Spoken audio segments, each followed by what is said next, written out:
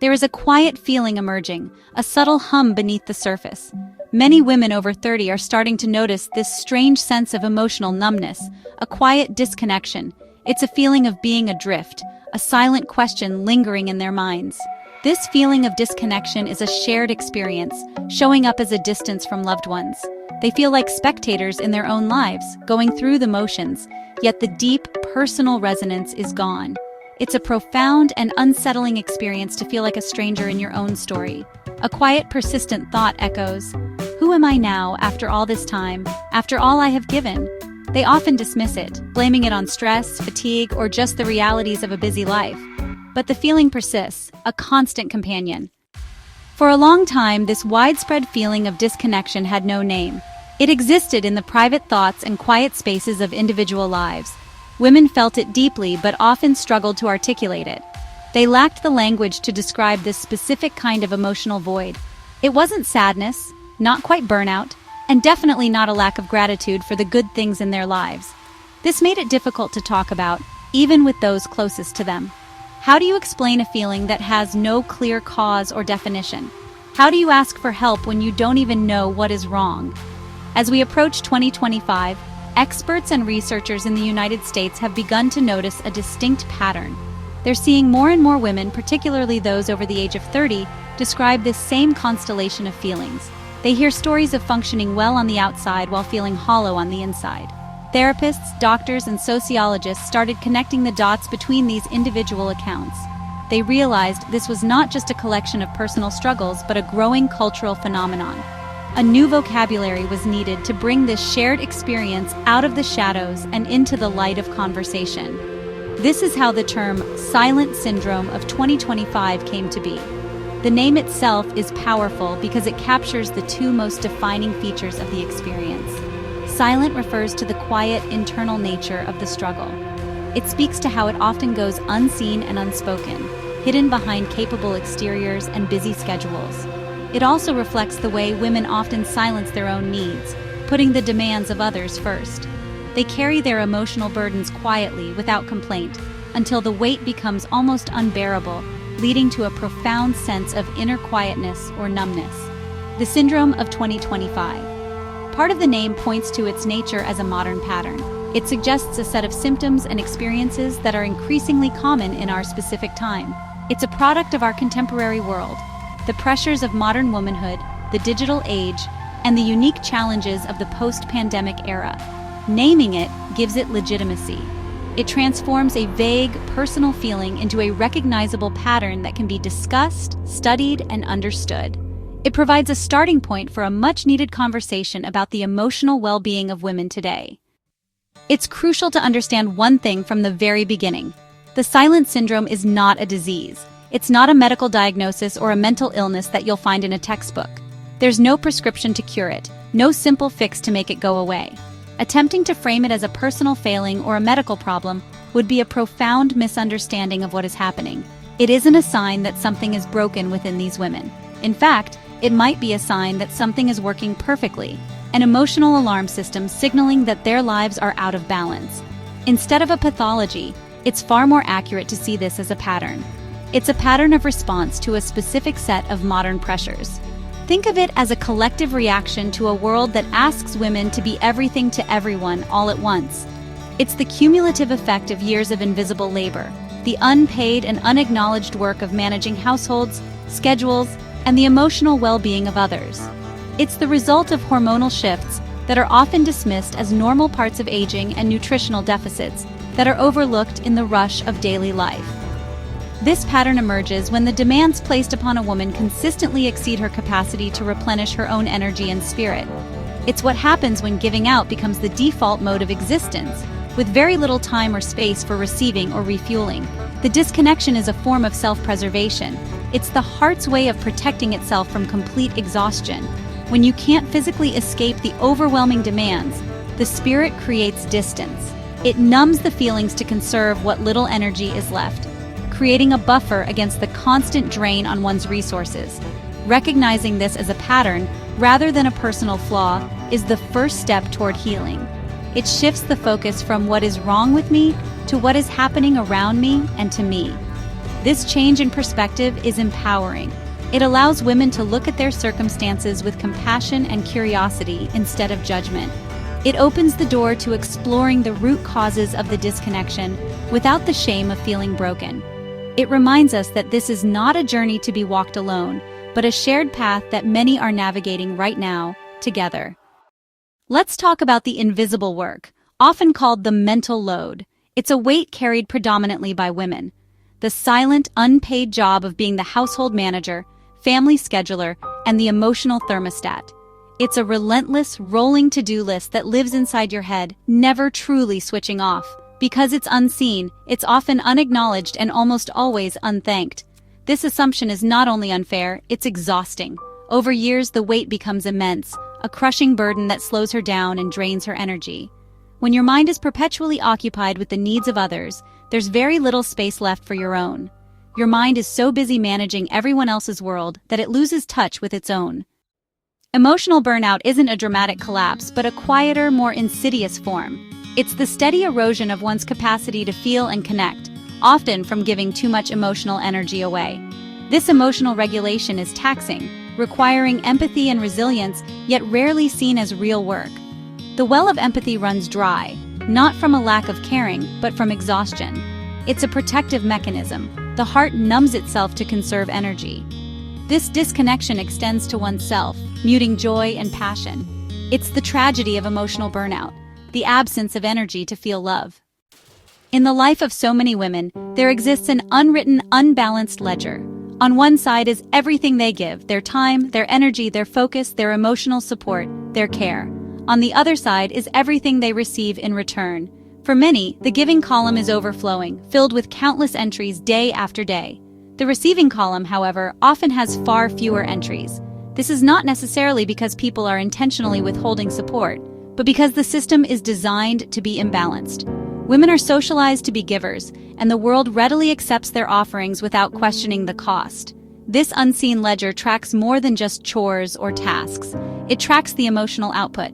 Every time a woman puts her own fatigue aside to comfort a tired child, every time she swallows her own stress to listen to her partner's bad day, a debit is made from her account. Every time she organizes a social event to maintain friendships or checks in on an aging parent, another withdrawal occurs.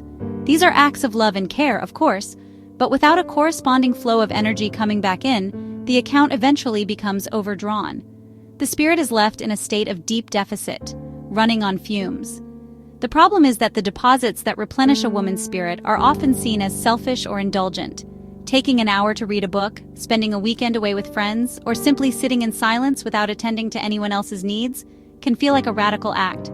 Society subtly messages that a woman's time is communal property, always available to be claimed by others. Therefore, the essential acts of self-replenishment are pushed to the bottom of the list, frequently postponed for a less busy time that never seems to arrive. The imbalance on the ledger grows, and the disconnection deepens as a result. This is why the feeling of being disconnected is so pervasive. It is the natural outcome of a life lived in a state of perpetual giving without adequate receiving. The soul is not designed for one-way transactions. It requires reciprocity. It needs to be nourished, seen, and cared for just as much as it nourishes, sees, and cares for others. When this fundamental need is not met over a long period, the system begins to shut down. The disconnection is a symptom of that shutdown. Beyond the emotional weight, hormones silently influence a woman's mood, energy, and sense of self. These chemical messengers regulate everything from sleep to stress. When in harmony, we feel balanced. But when out of tune, it creates anxiety and fatigue. For women over 30, hormonal fluctuations are a natural part of life. Perimenopause can start in their mid to late 30s, bringing changes in estrogen and progesterone. These shifts are frequently misunderstood, with symptoms interpreted as purely psychological. Recognizing this connection is vital in reclaiming a sense of wholeness. Nutrition profoundly dictates our emotional state. What we eat fuels our brains and moods. Vitamins, minerals, and fatty acids are building blocks for neurotransmitters, allowing us to feel joy and calm. Lacking essential nutrients can profoundly affect our emotional well-being. Prioritizing balanced, nutrient-dense meals can feel impossible. Deficiencies in key nutrients are linked to fatigue, irritability, and low mood. Reaching for sugary snacks leads to crashes, leaving you depleted. The body needs the right ingredients. It's about feeding your spirit by feeding your body what it needs to thrive. There is a conversation happening inside of us, a constant dialogue that most of us are completely unaware of, the communication between our gut and our brain. This complex ecosystem plays a surprisingly large role in regulating our mood and our perception of the world. When this internal ecosystem is unhealthy, the effects on our mental and emotional state can be immense.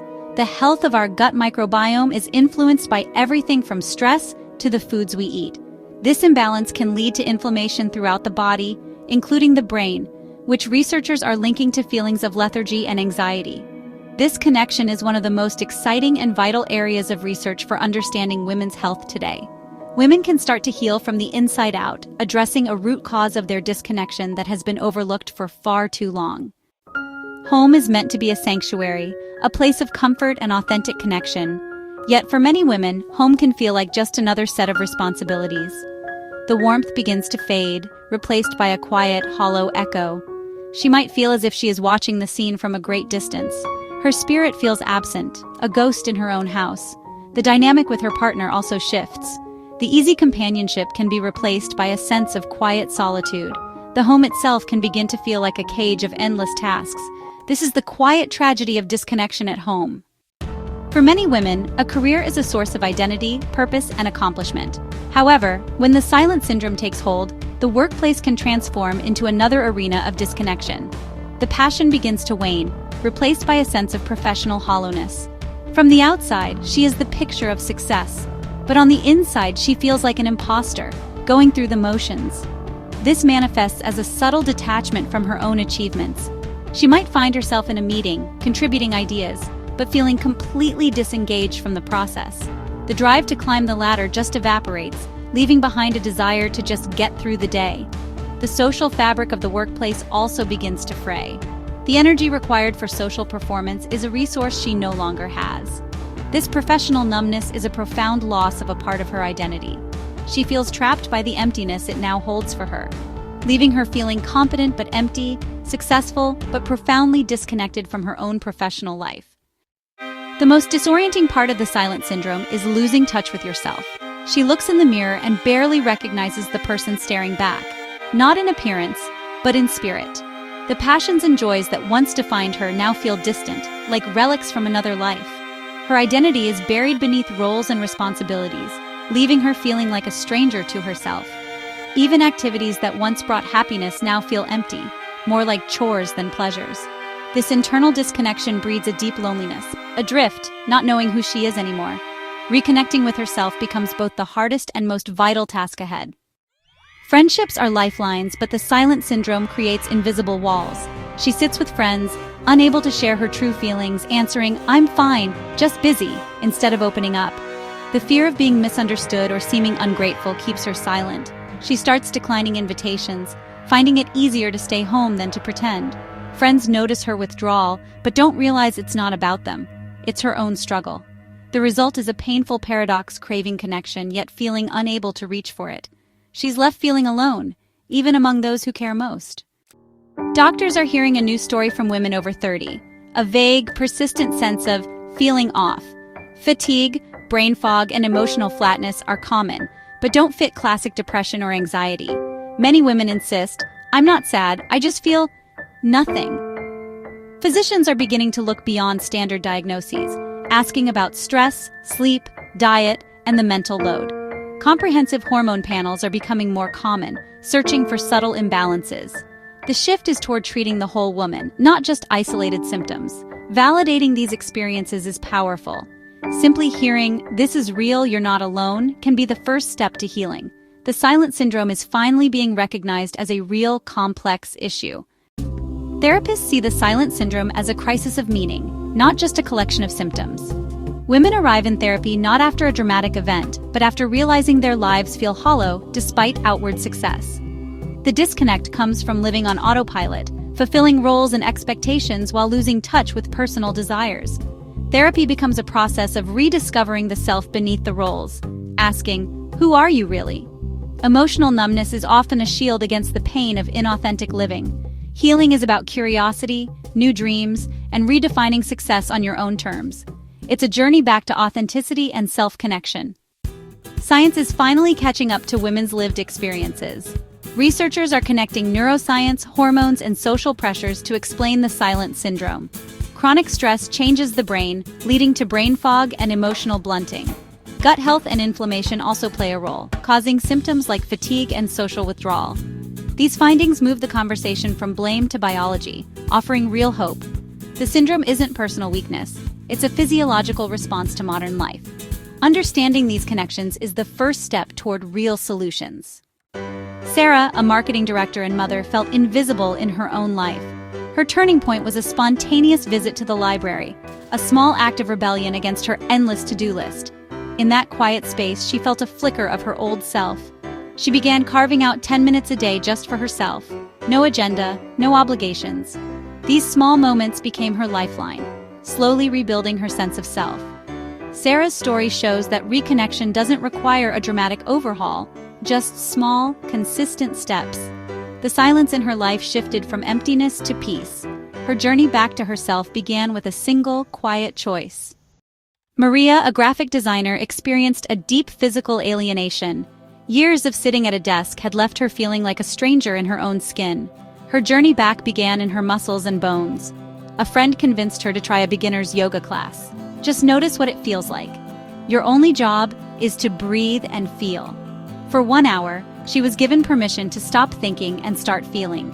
This focus on physical sensation became her anchor. She realized her body had been sending her signals for years, but she had been too busy in her head to listen. As she started to feel more physically alive, the emotional numbness began to recede. Her story teaches us that sometimes the way back to the heart is through the body. Emily, a teacher and caregiver, felt disconnected, her mind a whirlwind of needs and worries. Her path back was about taking things away, discovering the power of the intentional pause. It began with a therapist's suggestion: 5 minutes of daily meditation. Slowly, in the silence between thoughts, she heard her own voice. This practice expanded. She paused before reacting, creating space for conscious choices. The pause became her sanctuary. Reconnection, she learned, is an inside job. By turning down the world's noise, she turned up her own, finding answers in the silence. We have walked through the quiet hallways of the silent syndrome, seeing how it shows up at home, at work, and in the mirror. Now, we arrive at the most important part of this journey: you. The first and most powerful step you can take is one of simple, gentle acknowledgement. This is real. Self-compassion invites you to lay down these heavy burdens of self-criticism. This first step requires no grand action. It is an internal shift. This gentle attention is a profound act of self-care. So before you create a new to-do list of healing actions, just pause, breathe. It begins with the radical act of being kind to yourself, right here, right now. Once you have created a foundation of self-compassion, you can begin to gently weave new threads into the fabric of your life. The goal is to add small, intentional practices that nourish and replenish you. You might start with your body, the physical home of your spirit, with a 5-minute stretch each morning. It could be taking a walk during your lunch break, intentionally leaving your phone behind to just notice your surroundings. Or you could reconnect with a forgotten joy. This could mean practicing the art of the gentle no, setting a small boundary around your time or energy. The key is to start small, to be consistent, and to do it with a spirit of gentle curiosity, not rigid expectation. Each step is a thread you use to weave yourself back into your own life. As we close, remember this truth: you are not alone. This silent syndrome is a shared experience. It's a pattern woven into modern womanhood. Across the world, women are feeling this too, asking the same questions. There is a powerful sisterhood on this journey with you. Recognizing this shared pattern transforms it. You are not broken, but living in a world that asks too much. There is comfort, solidarity, and strength in this shared reality. You don't have to walk back to yourself in solitude. This is how we break the silence together. Turn inward with kindness. Gently reconnect with the woman in the mirror.